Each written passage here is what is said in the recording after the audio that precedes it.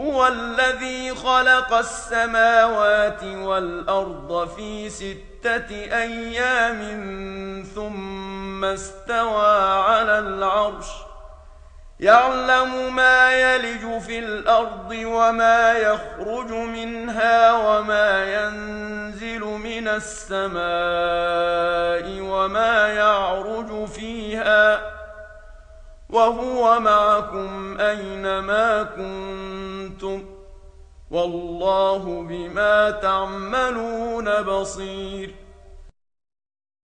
We begin by praising Allah. We praise Him, we seek His help, and we ask for His forgiveness. And we take refuge with Allah from the evil of ourselves and from the evil consequence of our evil actions. Whomsoever Allah guides, there is none to misguide, and whomsoever Allah leaves to go astray, there is none to guide. And I testify that indeed Allah alone is worthy of worship, and that Muhammad, may Allah's peace and blessings be upon him, is the servant of Allah and His final messenger. Before we actually answer the question of today's lecture, is there a God? It's the question. Is there a God? It might be useful to explore the meaning of some words. So the first thing that we would like to ask is, what is a God? Actually, I'd like to ask you that question. What is a God? I'm not asking you, what is the God? I'm asking, what is a God? What makes something a God? So there you go, it's a question. Question needs an answer. You can sit here all night. So you can try and answer my question. What is, if you don't answer me, I'll just pick on people and say, you give me something. So either you can volunteer, right, and you can put your hand up and give me, yeah, go on sister, yes. Someone who's created the universe?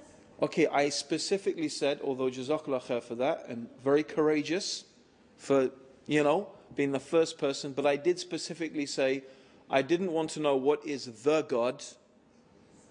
Yeah, didn't I say that? I want to know what is a God. So, for example, did Ganesh create the universe?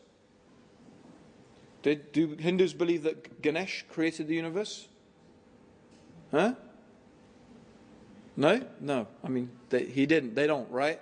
Or, Aphrodite, the goddess of love. Do they believe that she created the universe? No.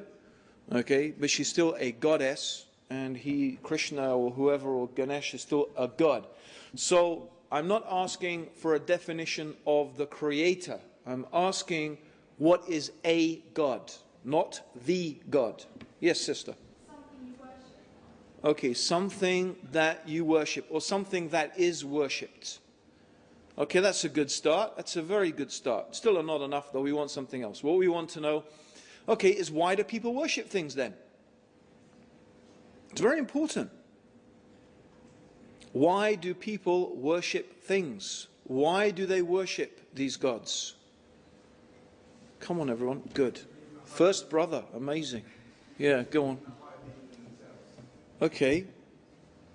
So they believe in a higher being than themselves. Right? Some people may imagine that David Beckham is a higher being than themselves. Actually, some people might worship David Beckham. But certainly they might believe he's superior in some things. But it's still, okay, so, all you've made now is, we've gone back a bit and we've answered, or we've gone back to what is a God.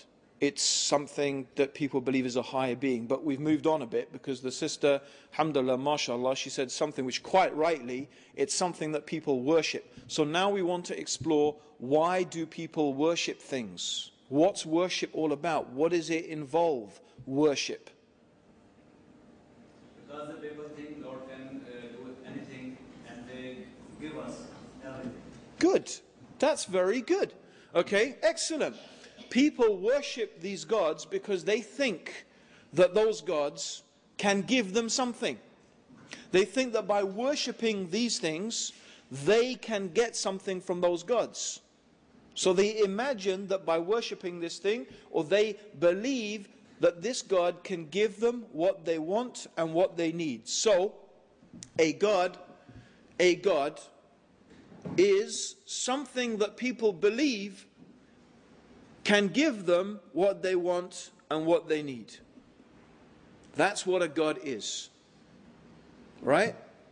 Okay? Now, often in religions, people have different gods for different things. Right? So in some religions, you will find that they have a particular God that if you're fighting a war and you want to win, then you worship the god of war. Right? Like Mars, for example, originally was a god of war. Right? Mars is one of the gods of war of the ancient Greeks. Okay? And by the way, could everyone please turn their mobile phones off or put them on silent? The brother forgot to mention that. Yeah. Or for example, if you want the rain to fall, they worship the rain god. If they, want someone to love them, they might worship the god or goddess of love. Right? So people often in some religions, they have different gods for different things. They worship this god, and they think that by worshipping it, they're going to get what they want and get what they need. I used to be a Roman Catholic. In the Roman Catholic faith, they had different saints for different things. The patron saint of travel, the patron saint of art. If you lost something, they used to tell us, if you've lost something, pray to Saint Anthony and he'll help you find it. He was the saint of lost things. Okay? So, it's the same, really. There's no difference from praying to saints or praying to... Because at the end of the day, when they pray, whatever you pray to, whatever you worship, you think that that thing, by worshipping and praying and sacrificing and serving that God, that's how you will get what you want and what you need. And usually there is a set of rituals, a set of functions. It may be prayer, it may be sacrifice, it may be giving offerings... and these things can reach extremes, including, for example, human sacrifice. In some religions, humans were sacrificed to these gods. Like the Aztecs, for example. They used to practice human sacrifice. So this is the religion. This is the religion, the worship of these gods is the ritualized behavior. The things that people do in order to get what they want from those gods. Yeah? Okay? So these are the gods, and this is the religion. This is the worship of those gods. Right? Okay. So this is what a god is. A god is what people believe is going to give them what they want and what they need. And so people worship those gods, and they pray to them, sacrifice to them, and so on and so forth. So if we think, now let's go back and answer our question. Is there a God? Right. Well, no one could deny that there's not only a God, there are actually probably countless millions of gods. Because whatever people put their faith in and their hope in and their trust in, whatever people believe is going to give them what they want and what they need, that's their God. So everybody has a God of some degree or another, because everybody puts their faith. And these gods are not always idols. They're not always saints. They're not always people or things. Often these gods can also be ideas. They can be concepts. Because people put their faith and trust in many different things. Not only idols and saints and prophets and so on and so forth. No, they also put their faith and trust in ideologies, communism, science. Right? So these also can be gods. Let me give you an example. You see, I myself, as you've heard, I was brought up in, although you might not know that now, but if you met me 20 years ago, you'd have no doubt from what sort of background I came from. So, as the brother mentioned in the introduction, I was sent to a Roman Catholic monastic boarding school, a place called Ampleforth College. Ampleforth College is like the Catholic version of Eton. It is the top Roman Catholic boarding school. My mother had actually, written me down to go there even before I was born. So she had no doubt about where I was going to go, Ampleforth College. Okay, and it was a monastic boarding school, so it was run by monks. Now, my mother, my parents, my dad, to tell you the truth, my dad's pretty chilled out, but I mean, my dad, his family have for generations been in the colonial service. So my dad himself was a colonial administrator in Tanzania, which is where I was born. My grandfather was a high court judge in Bombay. And that's as far back as I know. But so we, my dad's family have been in the colonial service. And my mum actually is Polish, but she was brought up in Kenya. And she's more English than English people. And she's very, very, concerned with the etiquettes and the manners of being very correct. And so I was brought up very strictly, not just as a Catholic, but, my mum was not very strict about her Catholicism. I suppose she expected that I would get that from the school. But she was very strict about our manners, how we should behave, that we should use the right words. Okay, my dad taught me the etiquettes of how to dress, for example. Very specific rules about dress. And, I can look at someone straight away until today, and I could know how well brought up that person is or badly brought up they are by looking at the way they're dressed, by looking at the type of shoes that they wear. For example, my dad would teach me, you never wear brown shoes with black. Oh dear. You never wear brown shoes with, you don't. It's just, he said, Ant, you just don't do that. It's just not done. What's the correct way to wear your tie? What was the correct way to put your handkerchief in your pocket? You never fold your handkerchief in the pocket. Never.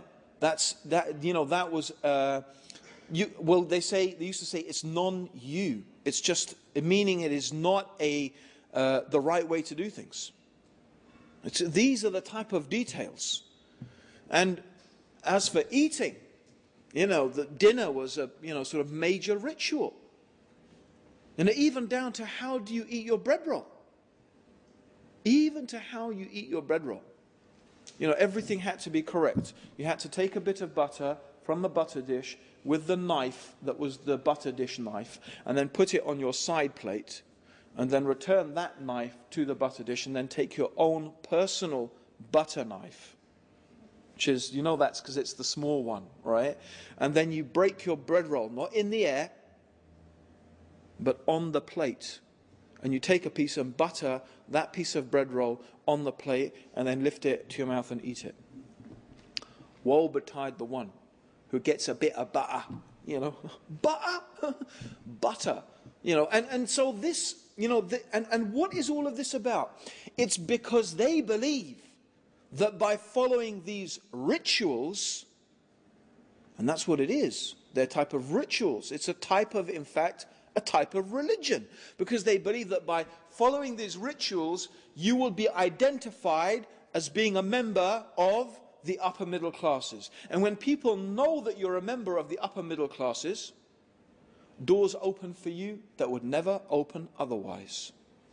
In other words, they believe that this is the way and this is the thing that will get you what you want and what you need.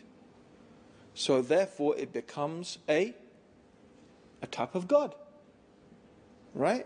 Becomes a type of God, because people put their faith in it and their trust in it and their hope in it. And they imagine that these are the things that will make them successful in life. And of course, like any God that people worship, if you ask Hindus or Buddhists or any people who worship idols, they will tell you stories about how they prayed to their God and this thing happened, and how they offered things to that God, and the God drank from the, Ganesh drinking milk. Do you remember that, when Ganesh all around the world started drinking milk? Yeah? All those miracles, and you must have heard of the Virgin Mary crying and, and the crucified Jesus dripping with blood. You must have heard about all of these things, right? So all of these things, they say these are the miracles and these show that our gods are real, and it's the same. It's the same with belonging to the upper middle class. People say, well, our experience tells us that, and it's true. In some cases, it's true that you will get a job just by virtue of what school you went to. There are certain newspapers in this country, and this is very telling, by the way. If you think about the whole idea of so-called the free press and free speech that they talk about, no, the people who write for newspapers are a very carefully selected bunch of people, by and large, who belong to a particular elite, who have most of them studied in a particular group of schools, and who conform to a particular way of thinking about how the world should be. So it's very important to understand this. People have gods. Everybody has a god. Most people have many gods. So the real question we need to be asking today is not, is there a God? But rather, because the answer to that simply is, there are millions of gods, countless millions of gods. But actually the real question is, out of all the things that people worship and put their faith in and put their trust in, are any of these things truly worthy of it? In other words, are they really capable of giving people what they want and what they need? And so what I'm going to do today is I am going to use the Quran to analyze all the different things that people worship. Now you may say, okay, could we have a cup of coffee now, because it's going to be quite a long time to go through the millions and millions of... Of course I'm not going to go through every individual god that people worship or have worshipped. Of course not. But what we can do is we can divide these gods into broad categories. We can categorize them. And this is what the Quran, we can see the Quran does. The Quran uses certain examples, God uses certain examples in the Quran to identify certain types of religion, certain types of worship, certain types of gods, and then the Quran shows us why these things are not worthy of worship. And what method does the Quran use? It's very beautiful. The Quran really appeals to something that all human beings have it. Now, not every human being is a philosopher or has the capability of being a philosopher. Not every human being is a theologian, and nor are they all capable of being a theologian. Not every human being is capable of becoming a mystic and an ascetic in order to become enlightened with spiritual truths, because most human beings have to just get on with their life in order to survive. Buddhism, for example, if you look at the teachings of Buddha and you look at the life of Buddha, Buddha teaches that in order to achieve enlightenment, you have to abandon the world and live in a monastery. Now, if everybody abandoned the world and lived in a monastery, the people even in the monastery would have no way to live. So it's not a very inclusive type of religion. Although some Buddhist countries have sort of worked out a rota that everyone spends a couple of years in the monastery. Like you have military service, they have a couple of years in the monastery. But it's not really, that's not what enlightenment really is supposed to be about. However, so what we find is that these are not really practical solutions. If you want to appeal to someone, how can we know the truth from the falsehood? You can't expect everybody to be a philosopher, a theologian, a mystic, or whatever. So we find that the Quran, which is a book for everybody, it's a book for the philosopher, the theologian, the mystic, and the ordinary people. Because this is a book that we believe that is from the creator of ordinary people, which appeals to ordinary people. And so we're not really concerned whether these arguments impress the philosophers or the theologians or the mystics. Because at the end of the day, the Quran appeals to something that is common to humanity. And what is common to humanity? Actually, something we call common sense. Not logic, because logic is a systemized way of thinking. So we don't want to call it logic. We could call it reason, but even reason is not necessarily what we're talking about. What we are talking about is something even more fundamental, and that is common sense. And common sense is called common sense because it's common. Every single human being agrees about those things. There are certain things that every human being agrees about. The only people who don't agree with it are people who are either insane, and that's why we call them insane, or perhaps philosophers. I'm not suggesting that philosophers are insane, or some people might, but but they don't agree with these things because they're just, contentious. They think it's their job to argue about everything. But otherwise, no, these are things that people all... Let me give you an example. Isn't it a universal truth that every human being agrees about that part of something is less than the whole? Yeah? A part of something is less than the whole of that thing. True? Isn't that a universal truth? So there's an example of a universal type of truth.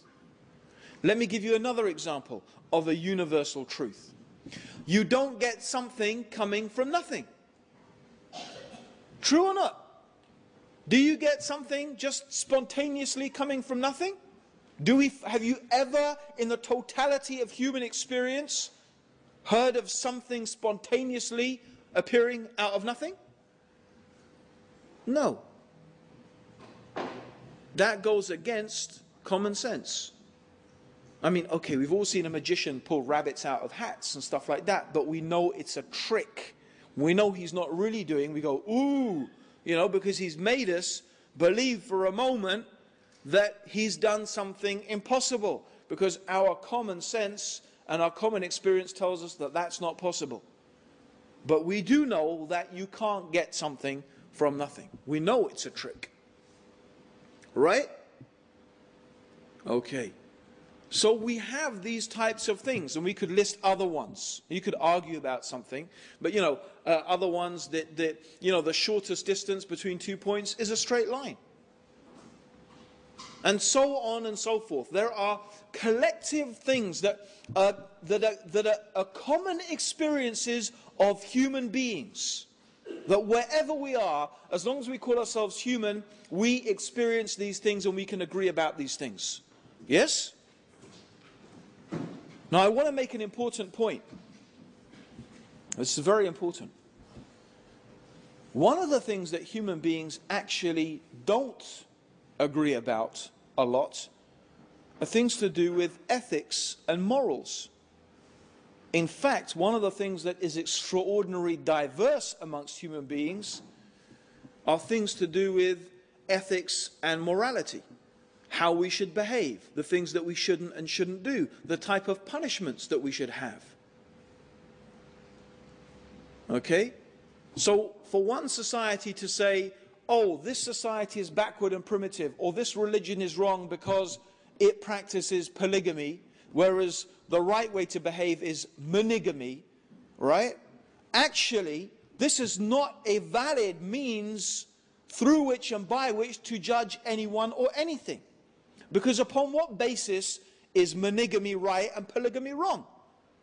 Having one wife only became the normal mode of behavior, to tell you the truth, in the northern hemisphere.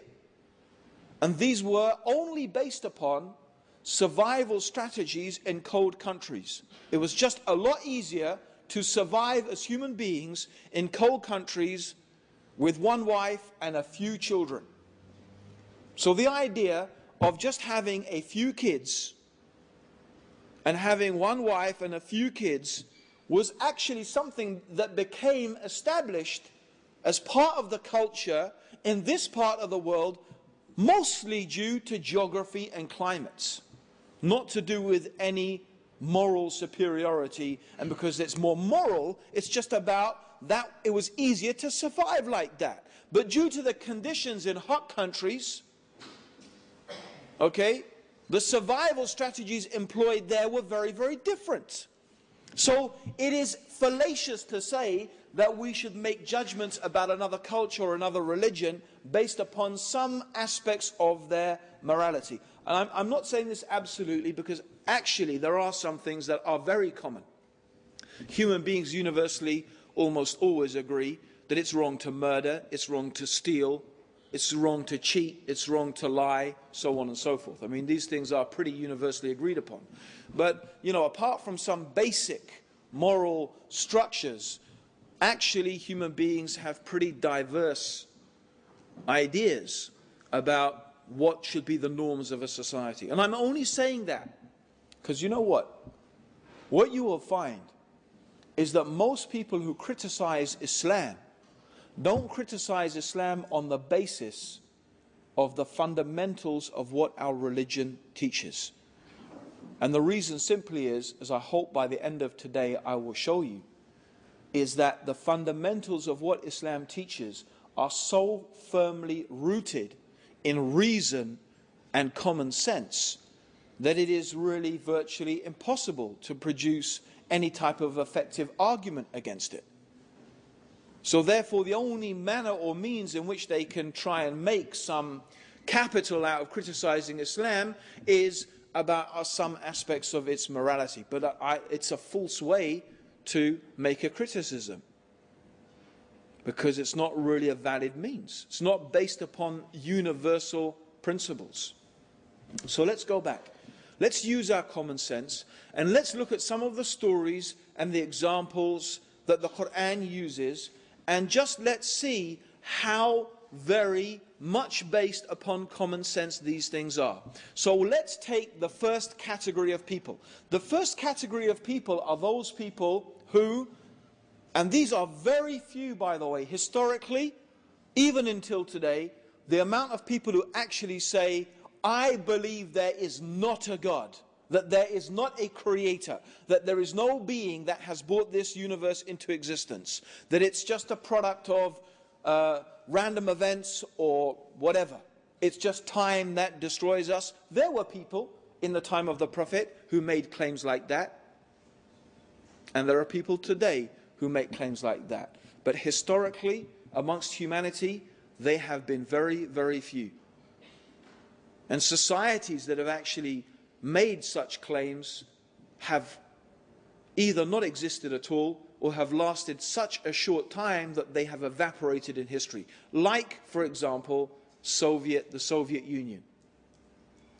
The Soviet Union was a self-declared atheist society. In other words, the belief system of the Soviet Union was that there is not a God.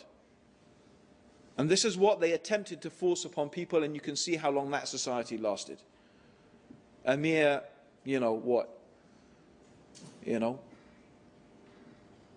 80 years? Something like that?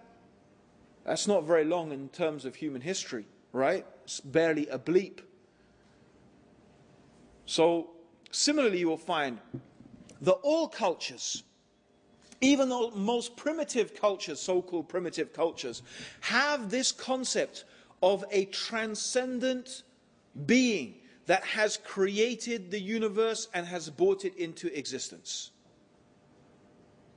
The Aborigines of Australia, the Zulus, you can go and look at different cultures and you will find the idea of this created, this being that is different from the creation, that is transcendent. This idea of this transcendent creator is universal in human culture. And the reason is because it is so fundamentally rooted in common sense. It's a common human experience. And so these things are not difficult to understand. The Quran, for example, poses a series of rhetorical questions. A rhetorical question is a question that is not supposed to have an answer. When someone asks a rhetorical question, they're not expecting you to answer it. In fact, the question in itself has an answer. For example, the Quran says, concerning or to those people who claim that there is not a God, that there is not a creator being who has brought this universe into existence. The Quran asks the rhetorical question, did it come from nothing, this universe? Did the universe come from nothing? That is a rhetorical question. Because it's obvious that you can't get something coming from nothing. As I've already stated, there is nothing in the totality of human experience that leads us to believe that you get something coming from nothing, or that you get order spontaneously arising out of chaos. Rather, human experience tells us that where we see things working according to laws, according to patterns, according to systems, laws and patterns and systems have been imposed upon that thing. Right? That's why if you were walking in the desert in Saudi Arabia, right, and you found a mobile phone, what are the essential components of a mobile phone? The essential components of a mobile phone are plastic. Does anyone know what is the base material from which plastic is made?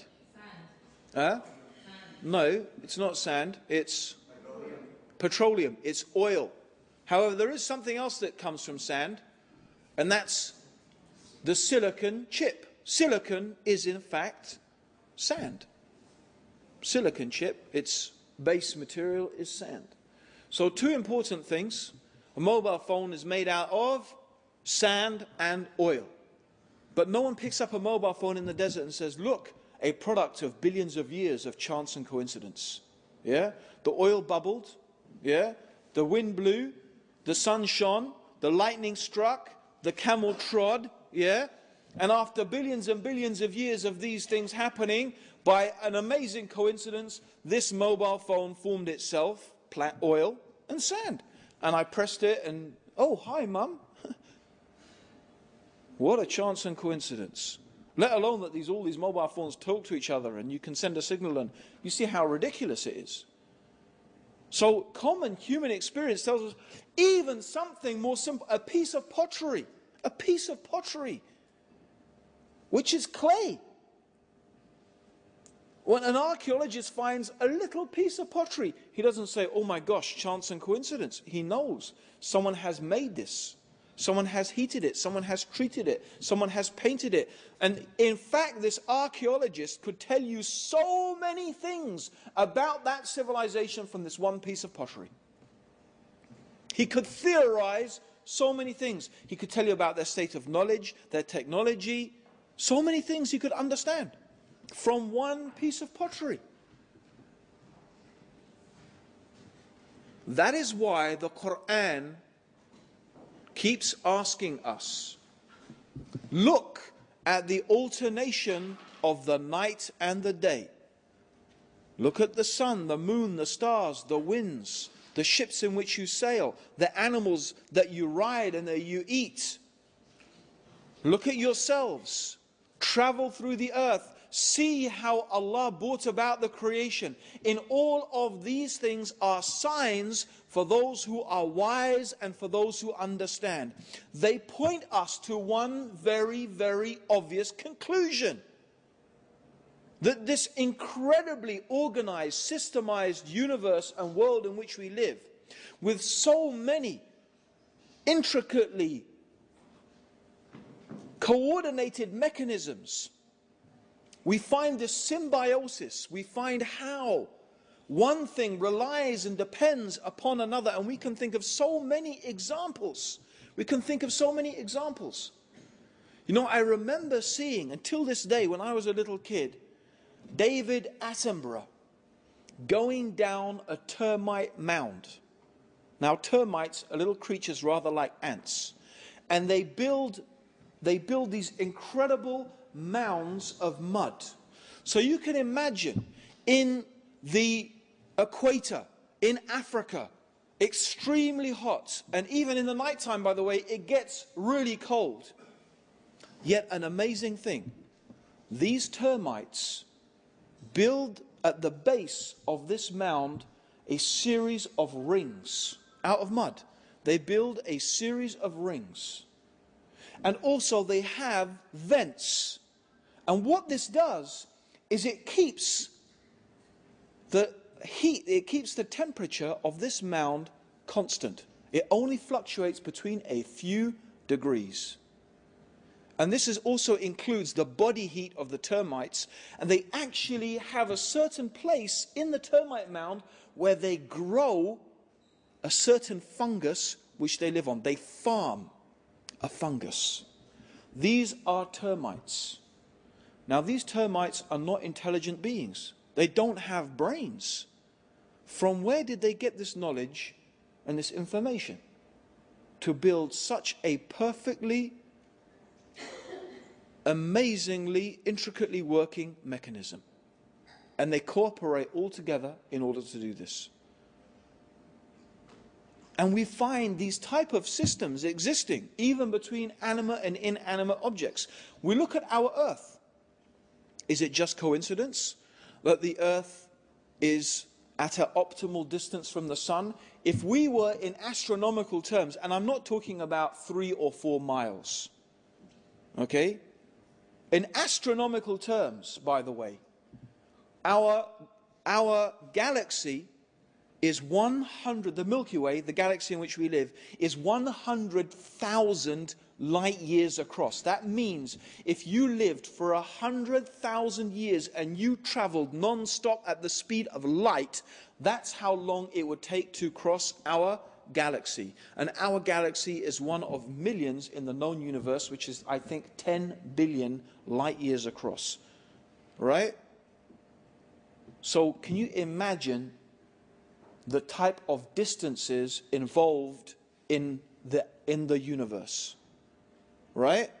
So therefore, understand that our Earth, when I say it's in an optimal, I'm not talking about a couple of miles. When something is within a couple of 1,000 or 100,000 miles, in terms of the size of the universe, that's precise. Try and shrink that down in human terms.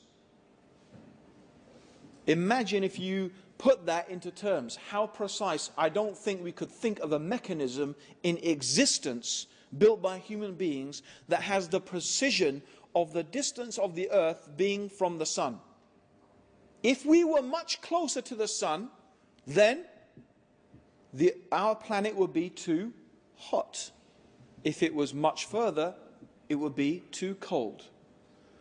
So in terms of the distance from the sun, the Earth is at an optimal distance for life to exist. The size of the Earth also is important. If the Earth was much bigger, the gravitational forces would be too overwhelming. If it was much smaller, there would be not enough gravity. This is another point. How about the combination of gases on our planet? Not only oxygen, vital for the existence of life, but also carbon dioxide and nitrogen. It is this combination of gases. Pure oxygen is poisonous. If you breathe just pure oxygen for long enough, it will poison you. You need a balance of gases. We need carbon dioxide. Plants need carbon dioxide. Nitrogen is important for fertilizing the soil. Ozone, another gas. The ozone layer actually filters out the harmful rays of the sun's radiation. That's why they've been making a big fuss about the depletion of the ozone layer and the increase in skin cancer in Australia and other places where the ozone layers become depleted, because the sun's rays are not being blocked anymore and they're starting to cause cancers. So, does life exist without an ozone layer? It would not. It would be radiated out of existence. Look at these optimal conditions. The Earth spins on its axis once every 24 hours. Imagine the Earth was going really, really, really, really slow. Right? Really slow. So the sun is shining on one part of the Earth's surface for, say, 20 years. That's how slowly the earth is spinning. What would happen? One part of the earth's surface would be superheated, another part of the earth's surface would be supercooled. And I could go on and on. We could talk about water, how water has an incredible quality. If water did not have the quality that it did, life would not exist. So what we find is a super precise mechanism. I invite anyone to find me an example made by human beings of such a precise mechanism. You'll not find it. How could such, if we saw such a precise mechanism and we found one, we would automatically presume that some super intelligent person or group of people had managed to make this thing. It is therefore only common sense that when we look around us and we see these things, that we conclude there must be some intelligence, some power behind this. And this power must be very powerful, very wise, very intelligent. And it's also common sense to realize that this being cannot be like the creation. This being cannot be like the creation. Because if this being was like the creation, then that being would not be the creator. That being would just be another creation. And that would need another creator. And we only end up with the same dilemma. We have creators creating creators forever. And that's actually not possible. And the reason it's not possible, just to tell you briefly why it's not possible, and I'll give you an example, I'll give you an analogy. If I said to someone, oh, can you help me lift up this podium? I can't do it by myself. And you say, sure, I will help you lift up the podium, but I need someone else to help me. And that person says, well, I'll help you only if you help me. And so if everyone makes the condition that I will only help if someone ever helps, will this podium ever be lifted? Huh? Will never be lifted, right? So if you have creators creating creators ad infinitum, you never get anything created. Right? Okay. So it makes sense that the creator is infinite, eternal, without beginning, without end. The creator is self-sufficient. We summarize all of this by saying transcendent, that the creator is not like anything in this universe. And that how could you have more than one transcendent being? And even again, common sense tells us that the precision that we find and the unity that we find in the creational process makes us understand there could only be one mastermind behind this. If there were different creators, in fact, what we would find would be chaos and disunity, not this type of consistent precision throughout our universe. And this is why, really, it makes so much sense to believe. It's common sense to believe that there is one God, that there is one wise, powerful, intelligent creator that is unique, who has brought this universe into existence.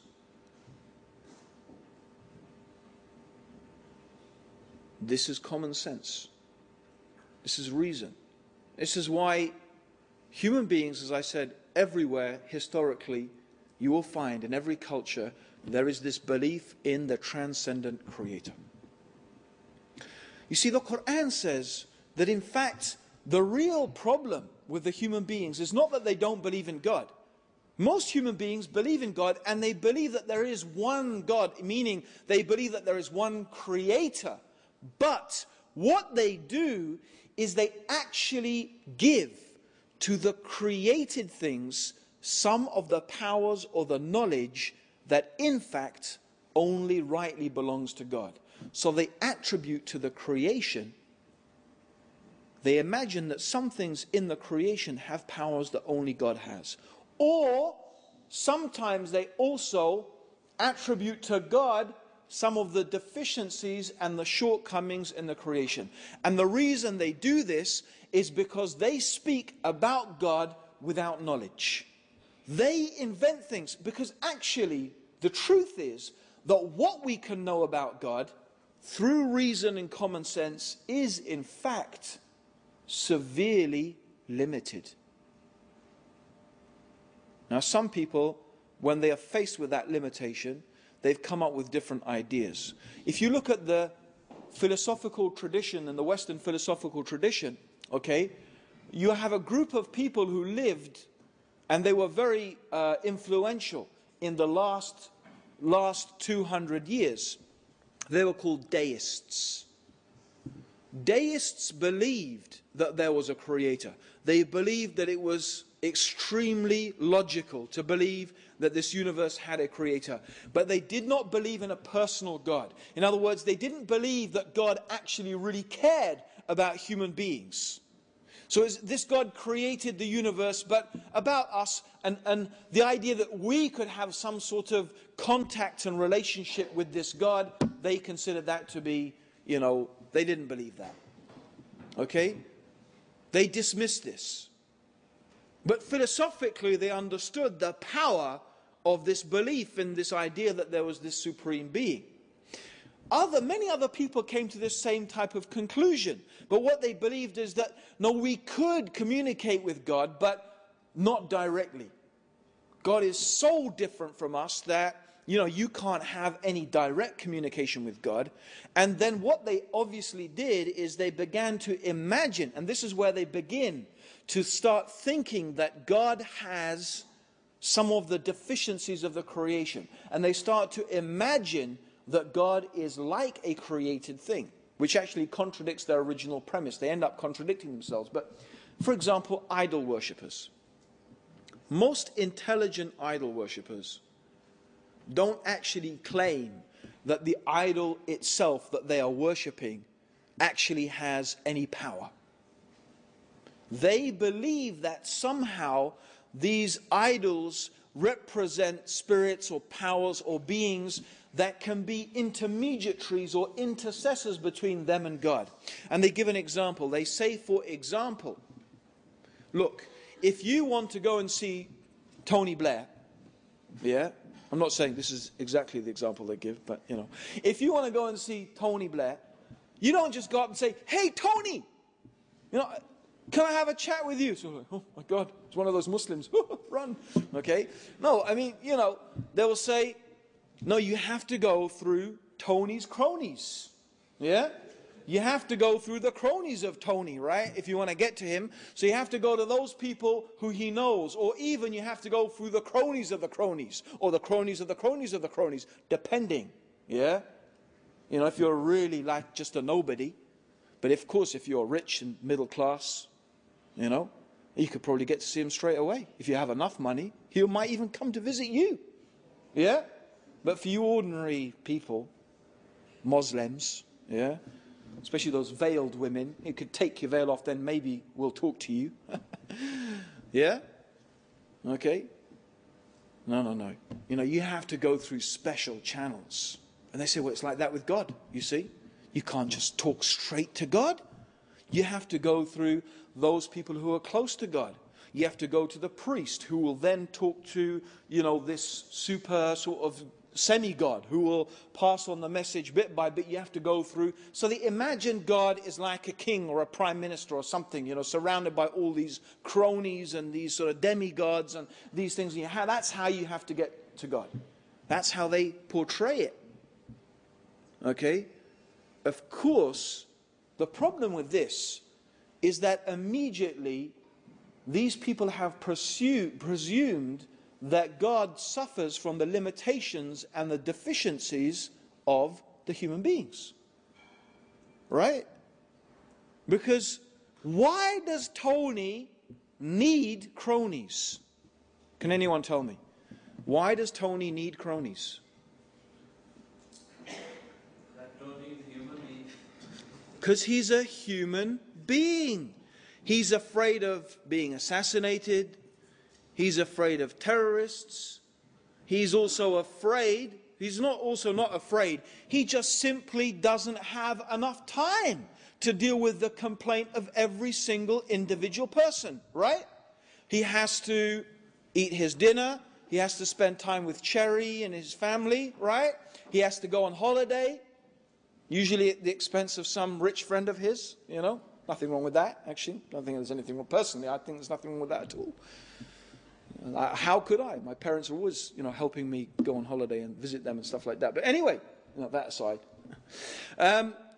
So he has to have people. See, is this really worth me dealing with? If every single person wanted to personally complain to the Prime Minister about every single little problem that they had, would he be able to deal with that?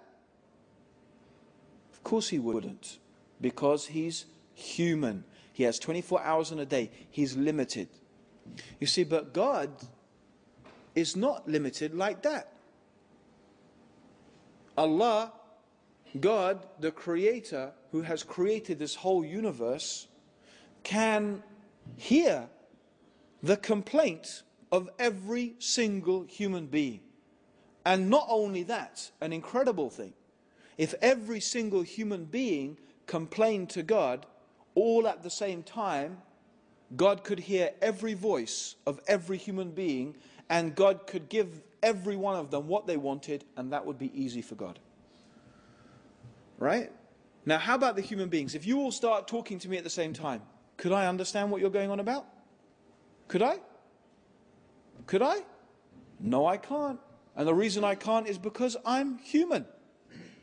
Let's think about what that means in respect to those people who pray to saints and prophets.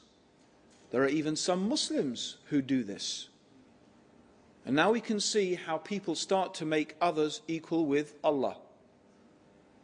So now let's say that I am praying to Saint Anthony, or some Muslim is praying to Abdul Qadir al-Jalani, or Prophet Muhammad, or Prophet Jesus, okay, or whatever, right?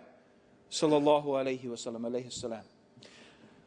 Are you telling me that, not just me by the way, let's just say that 1 million Muslims all at the same time are asking and calling upon the Prophet Muhammad, or 1 million Catholics all at the same time are calling upon Saint Anthony?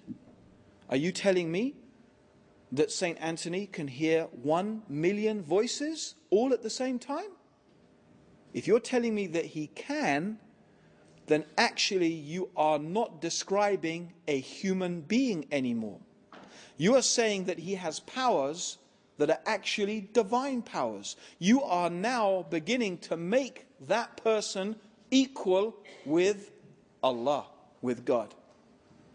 Whether it's the Prophet Muhammad sallallahu alaihi wasallam, or Prophet Isa, or Saint Anthony, or Abdul Qadir al-Jalani, if you first of all put aside the argument of whether the dead can even hear the living,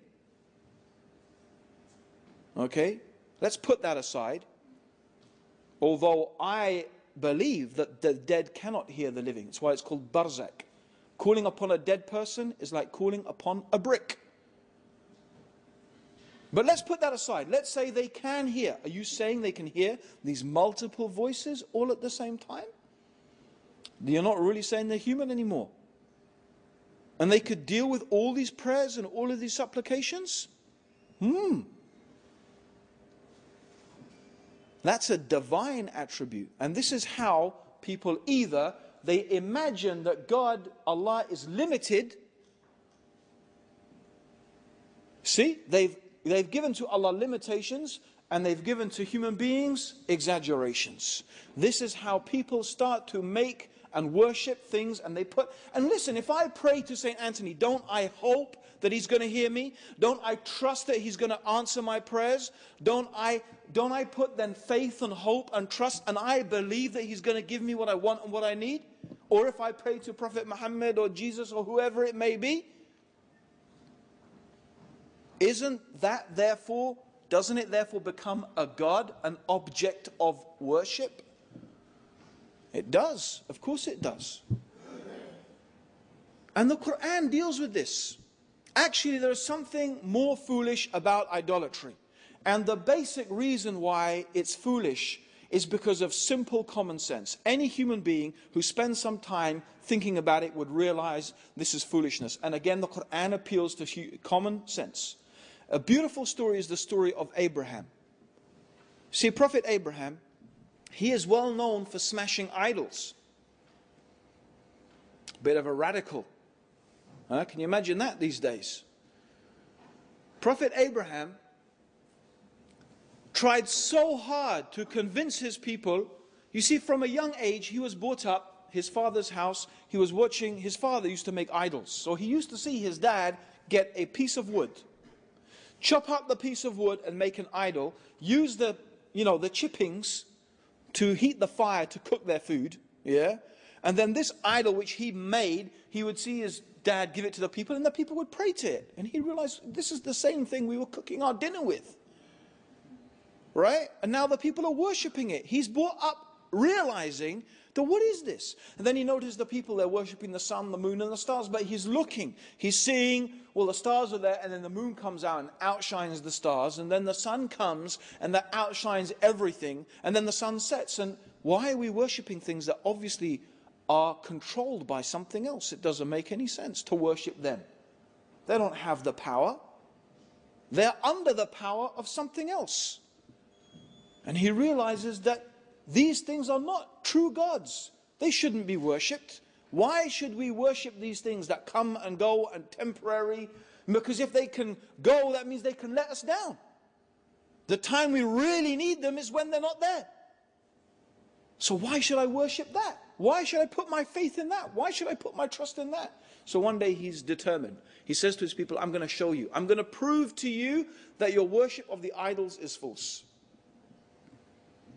So when his people have gone, it's their festivity, and it's their religious festival, he doesn't want to participate in it, because he doesn't want to be involved in their idol worship at all. So he says to them, I'm sick. He says, I'm sick. Meaning, actually, he was sick of what they're doing. So when they were doing this, he went into the temple and he smashed all the idols except the chief idol. And he took his axe and he hung it round the neck of the chief idol. Now when the people came back, they were outraged. Who has committed this blasphemy? Who has done this to our gods? And some people said, well, you remember that young man Abraham? He was saying that he was going to prove our idols are false. So the king, he brings Abraham in front of the people. He says, Abraham, did you do this to our gods? So Abraham says, ask the big one. Ask him. So then they look at each other and they say to Abraham, Abraham, you know that our gods can't talk to us. He says, why do you worship something that can bring you no benefit and no harm? And this idol can't even protect itself. How is it going to protect you? Isn't that common sense? Isn't that just common sense? Isn't it our common everyday experience? You who are students here in Buckinghamshire and Chiltern University, yeah? When you want to study in a university, now these days you need loans, right? You need money because you have to pay for some of it, right? Okay? Where did you go to get the money? Did you go to the guy begging on the street, sitting outside the railway station? Excuse me, mate, I need to go to university. Could I borrow a couple of £1,000? Did you do that? Did anyone do that? I don't think so. Because if this guy can't help himself, how is he going to help you? When Kuwait was invaded by Iraq, who did they appeal to for help? Bangladesh? Bangladesh with one helicopter? Nothing against Bangladesh, but if you want military aid, Bangladesh had one at the time. I remember reading, they had one helicopter, right? They couldn't cope with the floods in their own country. How would they possibly be able to supply military aid to Kuwait? And nothing against Bangladesh, nothing against the guy begging in the street. It's just common sense. You don't ask someone who can't help themselves, right? Common sense. That's all it is. Common sense. So if the idol cannot do anything for itself, how is it going to be able to do something for you? I mean, isn't it extraordinary? You go to the shop. Excuse me, I'd like that idol over there. Okay, he brings the idol down. And this idol can't, you might think it might fly down itself, right? No, he brings it down. And he pays money for the idol. He actually pays money to get the idol. And then he carries it home. Not the idol doesn't carry him, so that's it, now I'm your God, I'll carry you home. No, he carries the idol home and he puts it up on the shelf, and if it fell down again, he'd have to put it up again. Right? And then he says, oh, such and such, help me. Give me this, give me that. Does that make any sense? Same thing. Muslims do it. A person dies, they wash him, he can't wash himself. They shroud him, he can't shroud himself. They carry him to the grave and they bury him in the grave. And they say, oh, such and such, do this and that for us. Extraordinary. Does this make any sense? And Allah is just appealing to common sense. So this is one broad category. These are false gods. These are things that we should not worship. They cannot give you what you need and what you want. They can't even help themselves. Here is the argument. Whatever things you could say, oh, sometimes my prayers were answered. It's just coincidence. And there are many reasons to explain, okay, why amazing things could happen to these idols. But nothing could go against this common sense. Okay, let's look at another category. The other category is the category of the man God. There are many religions throughout history who have believed that some human being is actually God. Now, the example the Quran uses is the example of Christianity. There are Christians who claim that Jesus is Allah. That he is not just the son of Allah, but he is Allah. He is one and part and the same as God. And the Quran appeals to such beautiful, commonsensical things. The Quran says, didn't Jesus and his mother, because some people also worship Mary, and there were some Christians who used to believe also Mary was God. Even Catholics say that Mary is the mother of God. The mother of God? God had a mummy. And so God, mama, mama, right? Changing God's nappy, yeah? Cleaning God's bum when he's done a poo. This is, what's that? Mother of God. Huh? Feeding God. What is this? To say that some human being is equal with God. Didn't he walk on the earth and breathe air and eat food? And they went to the marketplace, they needed to buy things. They went to the marketplace. See how Allah makes things clear. See how people are deluded away from the truth. What is this? Allah asks us in the Quran, if God wanted to destroy Jesus and Mary and everything in the whole earth, who could stop him? Of course, no one. That means that Allah has power over Jesus and Mary. If God has power over them and they are under the authority of God, they can't be the same as God. They can't be. And what does that mean anyway? To say that something is man and God at the same time. It's an impossibility to say that something, by definition, God is infinite, self-sufficient, and eternal. Human beings, by definition, are temporary, mortal, and needy. How can something be eternal and temporary both at the same time? How can something be self-sufficient and needy both at the same time? How can something be eternal and finite both at the same time? It's not a paradox. A paradox means something that seems impossible, but it's not. No, it is an impossibility by definition. Now, there are things that Christians say, God can do anything. Well, this raises a whole load of questions. God can do anything. I always say, well, do you believe God can do something evil? Either they will say, no, God can't do something evil. Or they'll say, well, he can if he wanted to, but he would never do something evil. I say, why not? They say, because God is good. God only does good things. I say, exactly. It is the nature of God. The nature of God is that God is good. And a good God does not do evil things. It is also the nature of God that God is eternal. So an eternal God doesn't become temporary. It's the nature of God that he is self-sufficient, free of any wants and needs. So God does not become needy, because that contradicts the nature of God. It's that simple. Doesn't that make sense? Isn't that just common sense? Now, the whole idea that God becomes a man. Okay. You see, the problem is this. If you have a piece of string, yeah, and the piece of string is in the shape of a square, yeah, let's say the square represents the attributes of God, right? I'm not saying that God is like a square. I'm just saying it represents. So the square, we replace infinite, eternal, self-sufficient, and we just, instead of all of those words, we just have a square. Yeah? And the circle represents the qualities of a human being. Needy, temporary, finite, mortal.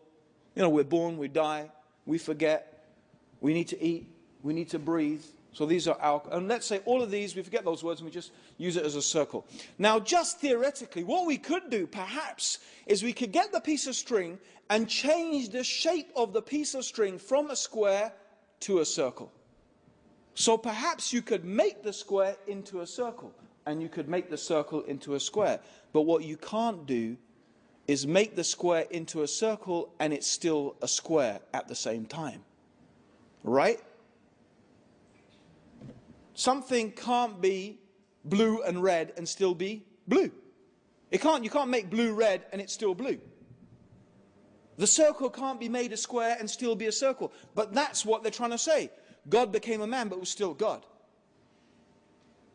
Doesn't make any sense. It's an impossibility. And wait a minute. These Christians are telling everybody in the world that you're going to go to hell forever if you don't believe something impossible.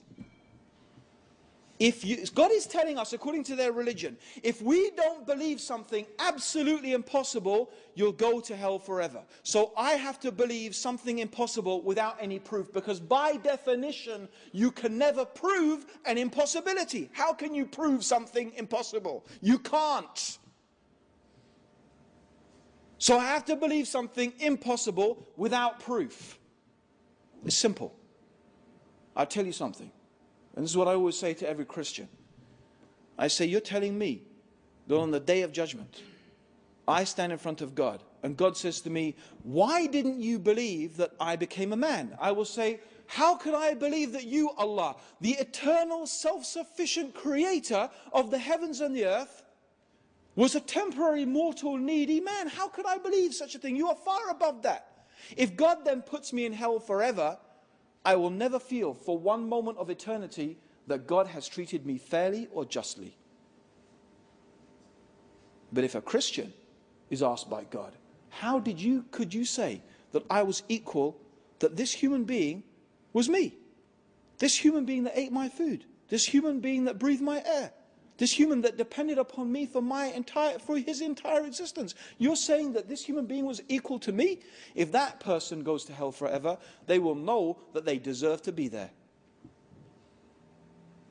They will know it. That's justice. That is justice.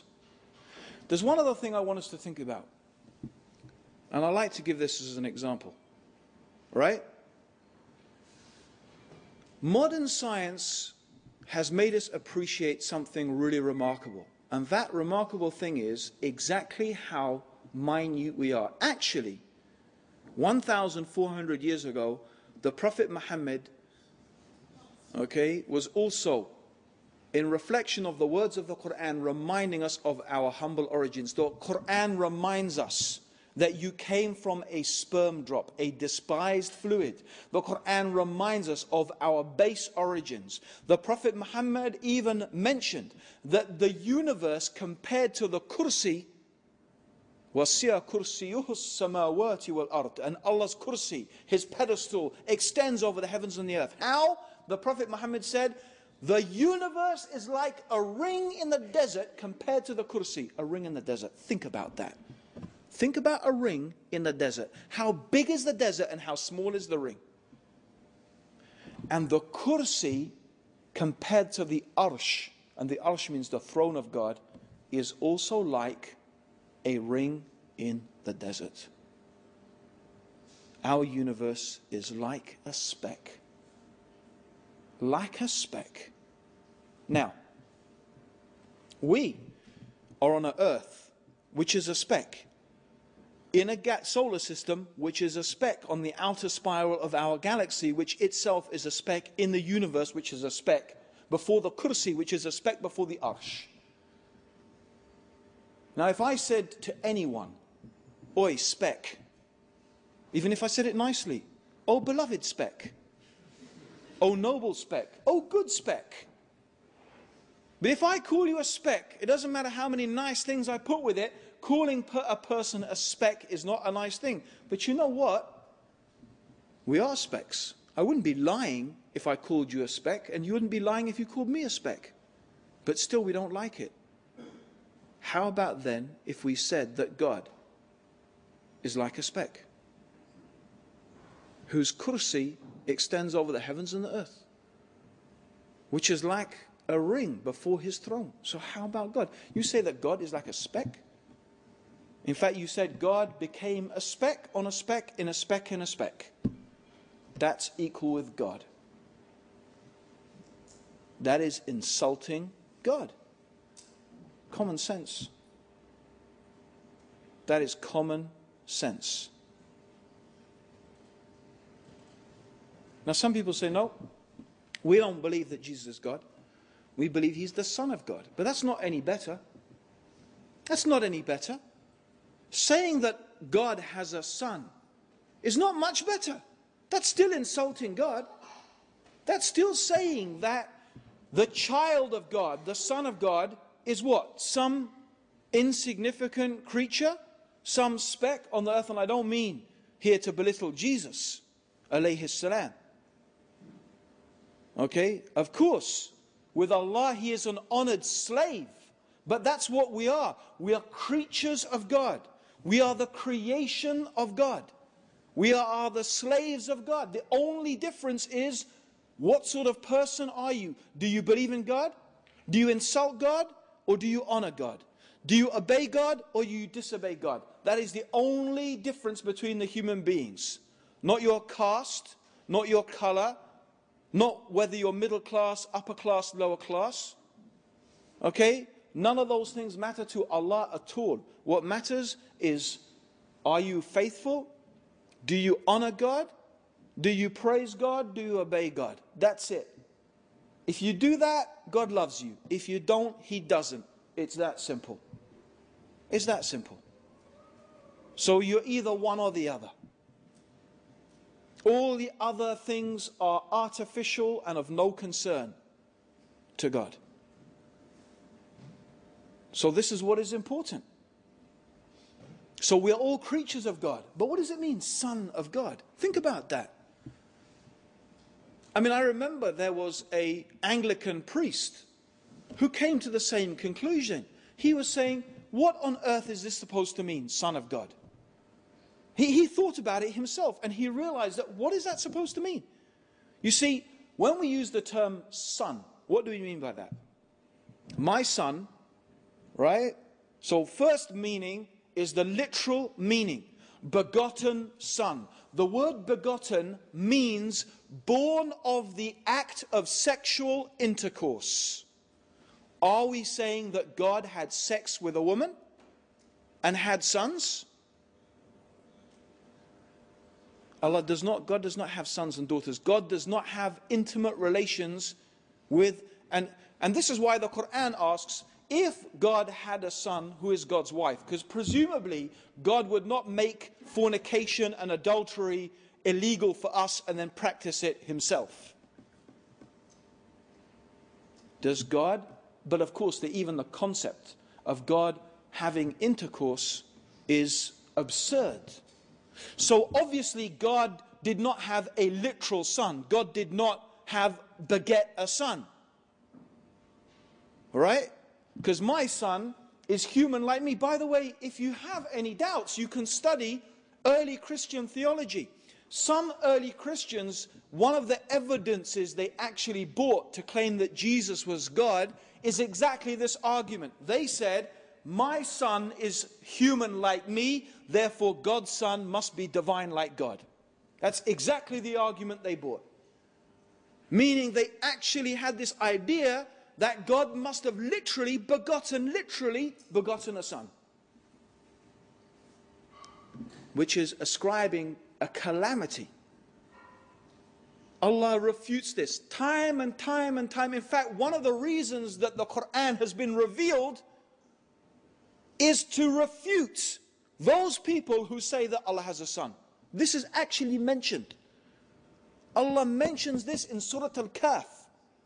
One of the reasons why Allah has revealed the Quran is to refute those people. And by the way, this is something that many pagans had this idea.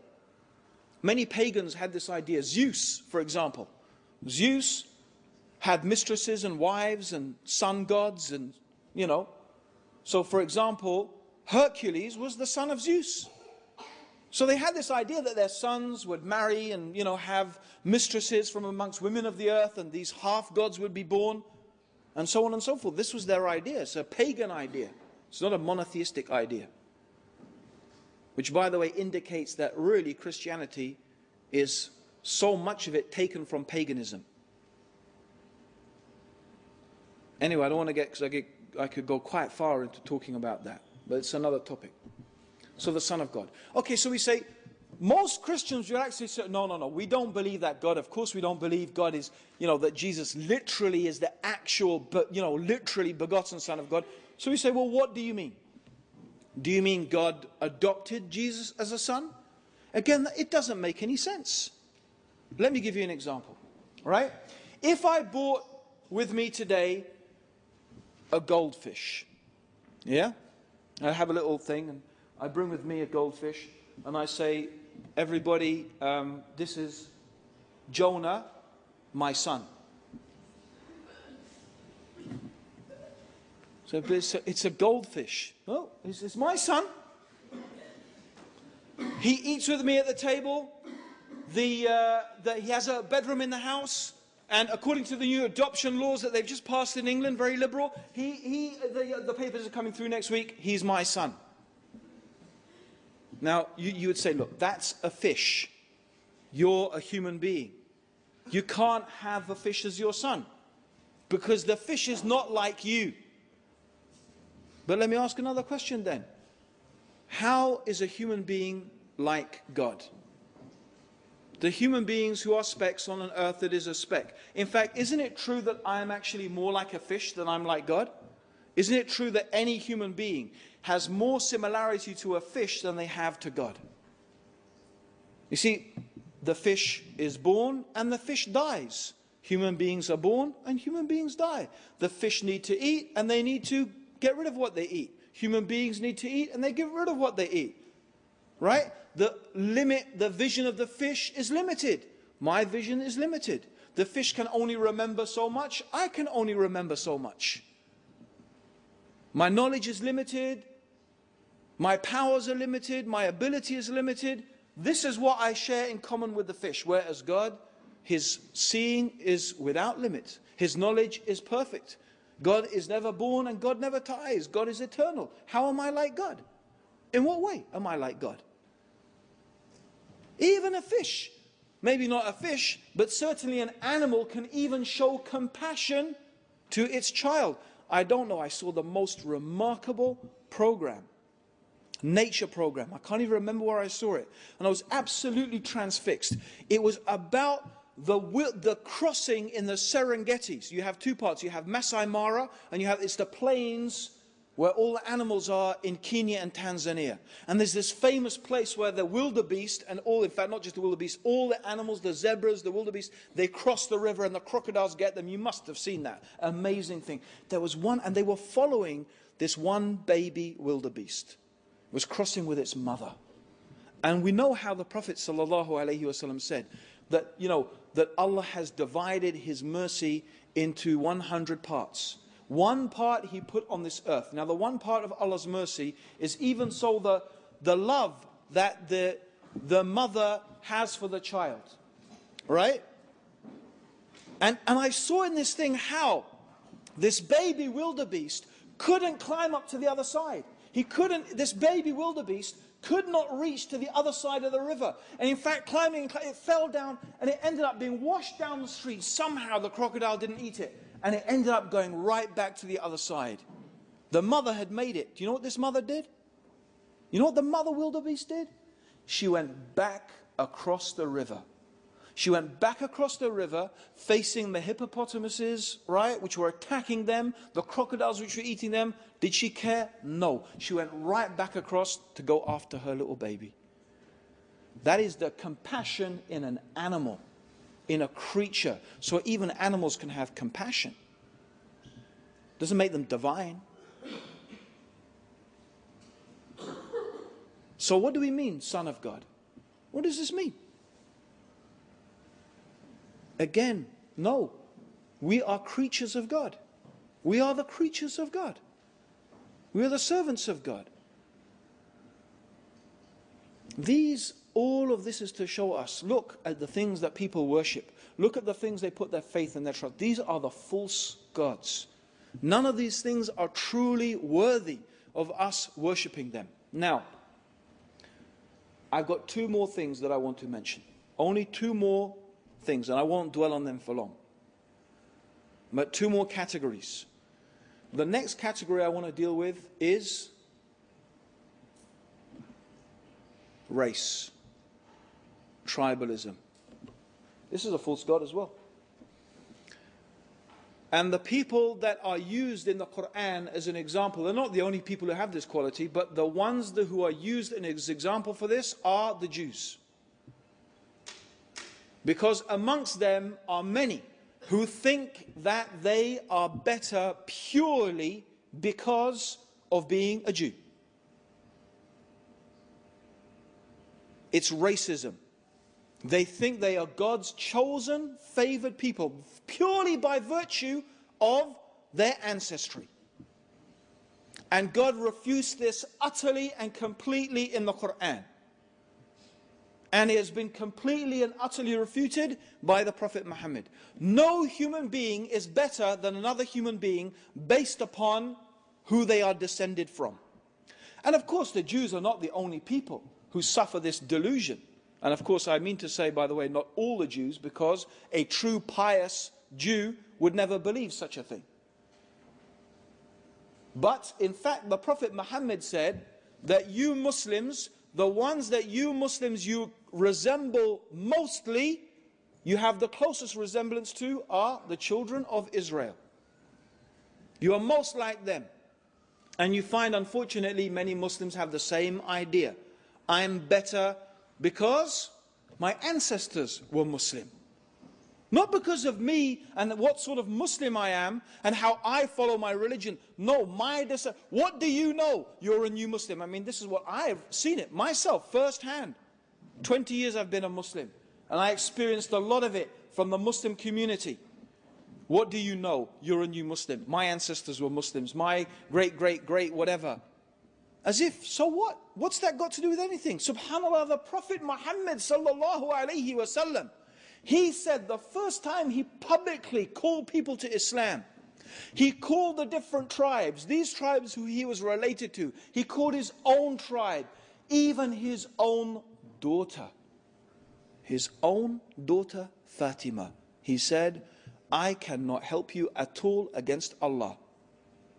Meaning you being my daughter will not help you one single little bit against Allah. When you meet Allah, the fact that you're my daughter is not going to help you. If that's Fatima, the daughter of Prophet Muhammad, how about everybody else? Sallallahu Alaihi Wasallam. But this is a delusion. Many people suffer this delusion. Racism. We're better because we're British. Get rid of the Pakis. Get rid of the niggers. Get them out. Yeah, Britain will be great again. Yeah, you've heard all of that, haven't you?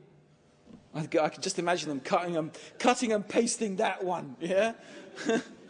Racist Muslim, BNP Muslim, you know? Ah, you heard that. As if what? Being white makes you better? Why? What is better about being white? Or being brown or being anything? Why would a color of your skin have anything to do with making you a better person? But there are many people who suffer this delusion. And it is a type of idolatry. It's a type of shirk. It's a type of false god. Because that's what they think.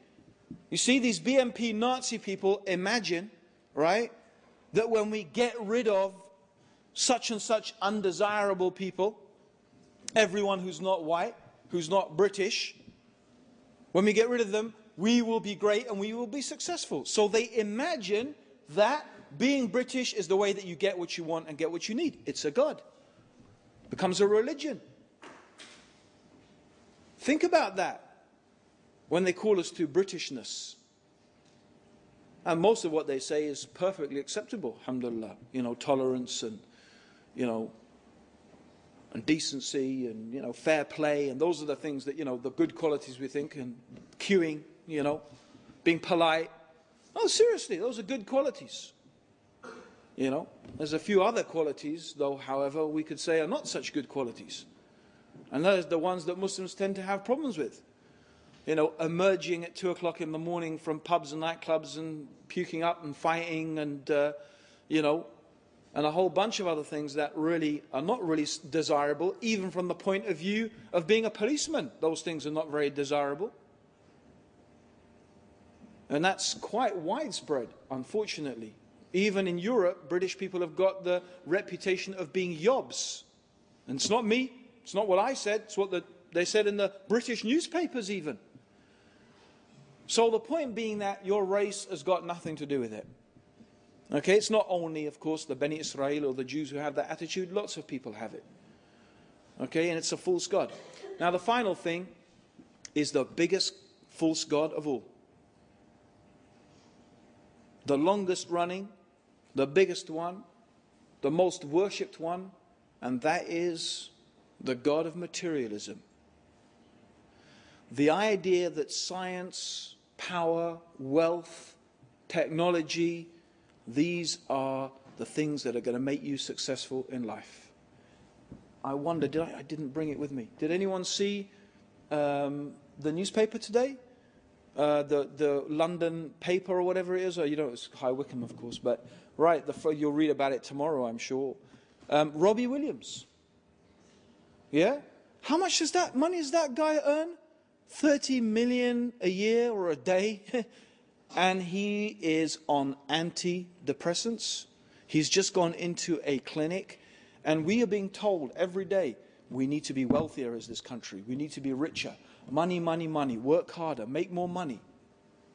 What did it do for him, his 30 million a year? Does wealth equal happiness? Put that on a broad scale. Because we are being told, you know, we can all live the American dream. No, we can't. If every human being on this planet lived the way an American, the average American, if every human being lived the way an average American lived, we would need something like 3.5 planets in order to be able to provide all the resources for that. That's the footprint of your average American. They say he is consuming you would need 3.5 planets. For every human being to live the way you live, you'd need 3.5 planets. You can't all live the American dream. To claim that we can all enjoy our lives materialistically is a lie. And the claim that it is the way to success is a falsehood.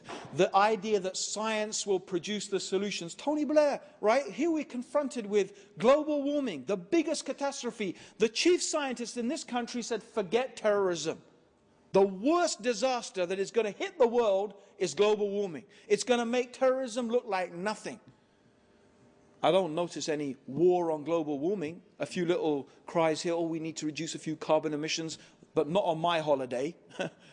Yeah? Right? Yes? But we're ready to send soldiers to die in Iraq to fight terrorism, which isn't even there anyway in the first place. You know, doesn't that make you think just a little bit? The really dangerous things in the world, okay, global warming, chief scientist, that's what he's saying. But how much effort are we ready to expend upon that? We're ready to expend a lot of effort fighting a few, let's be honest, a few crazed individuals. Because that's really what they are. I'm not saying they haven't got reasons to be mad, but they're not good enough reasons to go around blowing up women and children. So they are crazed. Sorry, but that's the fact. Yet all of this effort, all of these laws being passed, so many laws restricting our freedoms, indefinite detention, because you might be suspected somehow of encouraging somebody in some particular way of, and so on and so forth. Stripping away our freedoms in the name of protecting our freedoms. Okay? We should think about this. What's it all really about? But you know what? The truth is, science is not going to find the answer. And if you think we're the first people who thought that, we're not. Believe me, every civilization, you can look, the Romans, the Greeks, the Babylonians, the Byzantines, the Chaldeans. Have you ever heard of the Chaldeans, by the way? Anyone heard of Does anyone speak Chaldean today? Do you know Chaldean used to be spoken virtually across the world? Did you know that? Rather like English is today. They used to have schools across the world so people could learn Chaldean. This was in ancient times. This is how influential the Chaldeans were. And now you haven't even heard of them. You haven't even heard of them. One day, you know what I suggest? You don't have to go far. Drive up to the north of England and go and stand on Hadrian's Wall. Still there, little bits of it. Hadrian's Wall, I used to do that quite often. And then I would stand on Hadrian's Wall. I wouldn't look north up to Scotland. I'd look south. And I'd think, you know what? Once upon a time, a Roman legionnaire stood right here. And he probably thought to himself, as far as I can travel and as far as I can go is Rome. The Empire of Rome. What's left of the Empire of Rome? What's left of Greece, of Babylon, of ancient Egypt? Allah says in the Quran, travel the earth and see what happened to those people, see what happened to those civilizations. And believe me, you study, they thought they had all the answers. They thought their technology, their science, their industry, they thought that they were masters of everything. But what is left? That is the pipe dream of materialism. It is the pipe dream, the false god, the biggest false god of all. The idea that in money and wealth and science and technology is the true answer to all of our problems. In it we put our faith and our trust. See on the dollar bill, in God we trust. Should be, in this dollar bill we trust. This is the God. Woe be, the Prophet said, to the worshipper of the dinar and the dirham, because you can worship money, just like anything else. That's really the end of my talk, except for one final and very important thing that I want you to think about. And this, I hope, is the conclusion. Okay?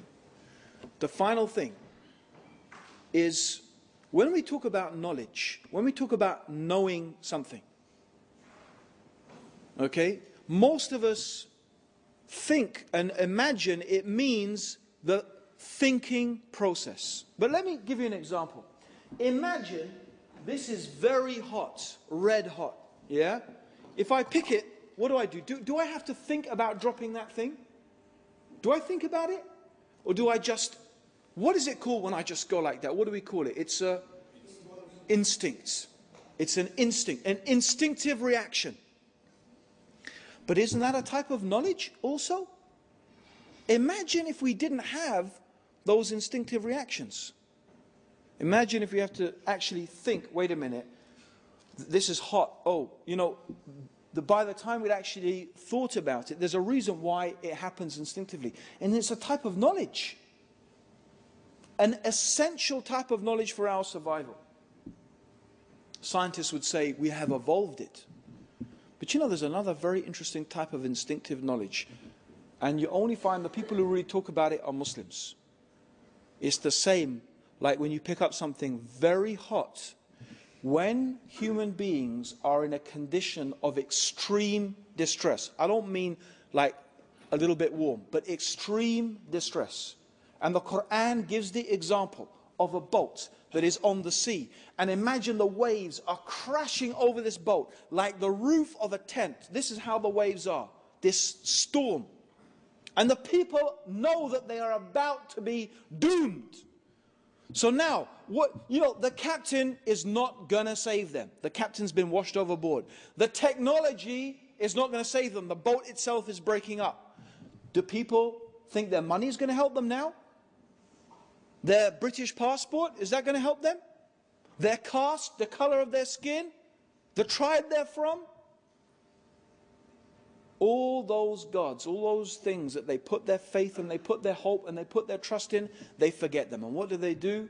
They start calling upon that one being that they know instinctively. They know, it is knowledge from inside themselves, that there is one being. This being is not anything in this universe. No, this being has power over everything in the universe.